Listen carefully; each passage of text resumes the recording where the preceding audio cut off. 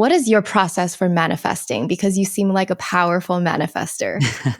Do you know what? Over the years, it's changed quite a bit. It's evolved, and when I say I've literally read probably every known manifestation book. I posted it once on Instagram. The manifestation books I've read, from everything from like Neville Goddard to Esther Hicks to some of the newer ones, like the ones that aren't really known. Like I've read all of them, because I feel like, you get to a point, I think sometimes, where you start manifesting and then things plateau and you're like, am I missing something? So let me just read another book, and maybe the secret's in the next book. And you read and read and read, and really you're just collecting information when you could be just, sticking to the principles.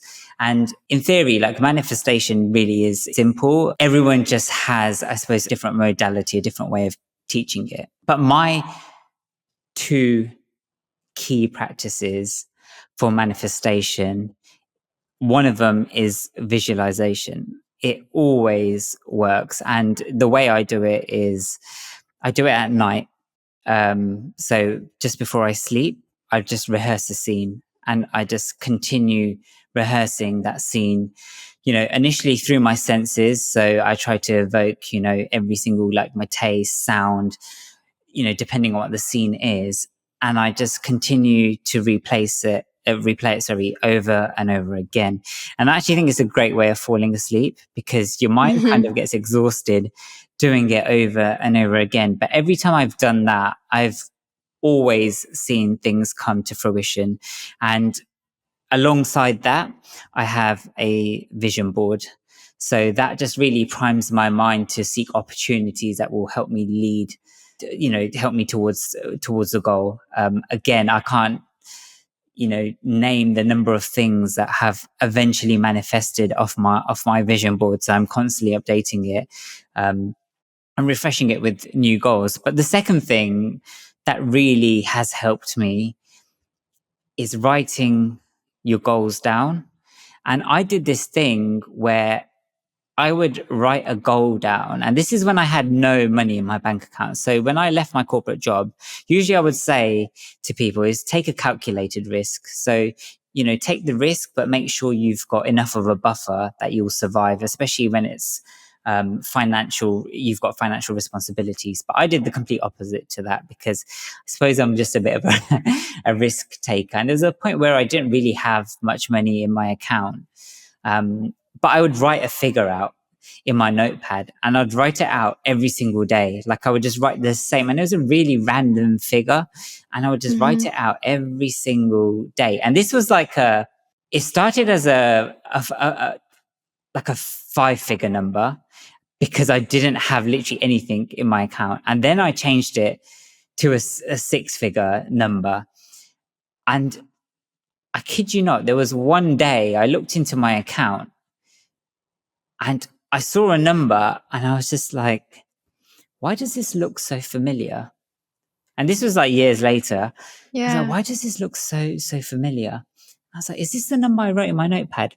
And I keep these notepads. So I found the notepad and I looked through it, and it was that particular number, exact to the penny, that I'd written out. It had decimals, like it was a 6-figure number, point, whatever it was, like 28 pence or something. Like, it was something just really, really random. I just made a number up, and I'd written it out, like, I don't know how many pages, like 100 pages of this notebook over and over again. And that's why me and my wife actually have a manifestation journal, because we really believe in the power of writing your goals down. Like, we started then journaling. We're not even journaling. Like, we started writing an affirmative statement out together. So even this house that I'm in, we wrote about this house together. And we wrote out our goals together, and, stuff slowly. I'm not going to, pretend like I've manifested every single goal in the world. And I think any coach that says that is probably trying to really maybe sell you something, because the thing is there are the laws in the universe, but I really believe that we co-create our reality, and sometimes things might not manifest because they're not meant for you as well. I strongly believe in that. And also we change, our goals change over time. Like the things that used to motivate me or that I used to desire are no longer desirable to me, and that's okay, because changes are only constant in life. Yeah, I love that. Okay, so I definitely want to ask you about your new book, Things No One Taught Us About Love. So, what inspired you to write this book? So a book on relationships was Hmm. always on the cards, because every time I would post relationship content on Instagram, it would do really well. And because my wife's like a public figure, although she does something, well, she used to do something quite different to me. She used to do like beauty and makeup tutorials. Like she was always in her own lane and I was always in my lane, and we never really crossed over. But doing a book on like relationships or couple goals was like an easy sell for me. And I refused to do it because I was just like, I don't want to do something that's an easy sell or that's going to be cheesy or cringy. And I don't want to put my own relationship on a pedestal. So I was like, I'm not going to do the book. So I focused on other books. But if you read my DMs, I get asked hundreds, maybe thousands of times in a day about relationships. It's always like, I'm with Tony and Tony won't do this. Should I leave him or should I stay? And, it's A, I don't know Tony. B, I don't know the context.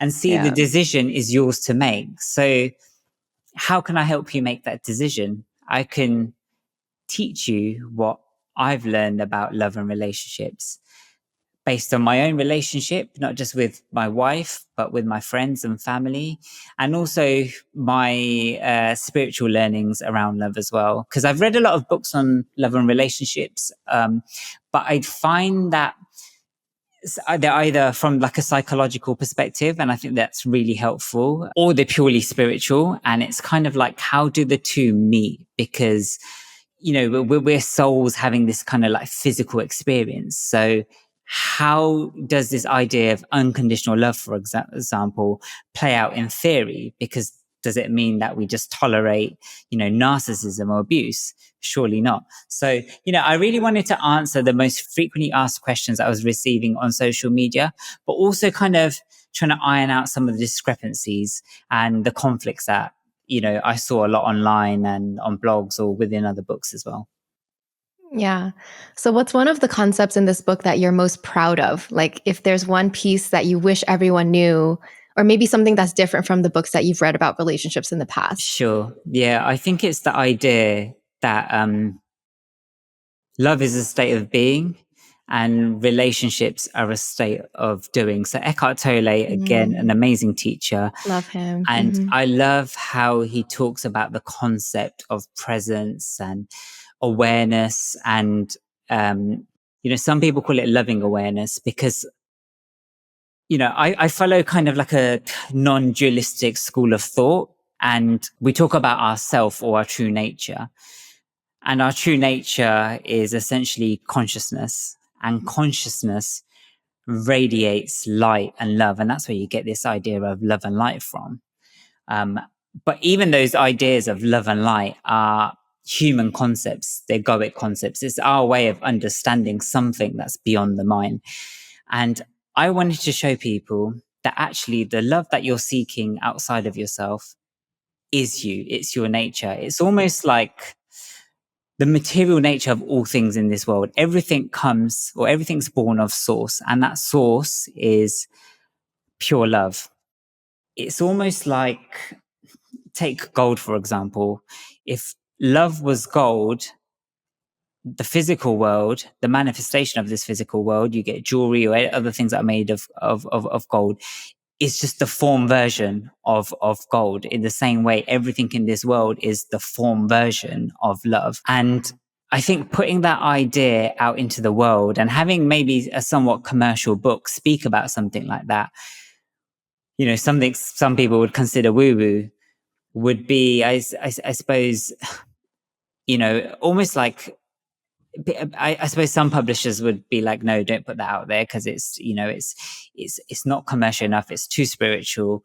And I really wanted to share that idea that you are love and show people that you are love, and that the love that you're seeking outside of yourself is actually within you already. Yeah. I'm really proud that I was able to do that in this book. I went back and forth. So I have a couple of teachers around the world, but one of my non-dualistic teachers, I send my work to him to check for spiritual precision, to make sure that the ideas I'm conveying correctly.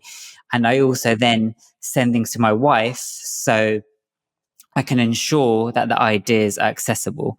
And that's how I kind of achieved this balance of trying to offer something that's maybe inaccessible in terms of spirituality in a way that people can really read it and understand it, maybe through analogies or something else. So sometimes, it can be quite a difficult process, because my spiritual teacher would be like, yeah, you've not quite said this correctly. Maybe you should try and frame it in this way. And then I'll do it and I'll send it to my wife, and she'll be like, I don't get what that means. I love this so much because it's so you, right? You're the bridge between those like deep spiritual, philosophical concepts and then the down to earth, real people. Because I think that's also part of why you're so successful, is you can reach so many just regular people, everyday people who aren't into like the woo woo parts, because you just make it more real. I think it all ties back to just even your image. You just look like a normal guy. It's kind of like how you thought you didn't look like the person to be writing these deep things, but I think it's all part of your brand and it's part of your power, actually.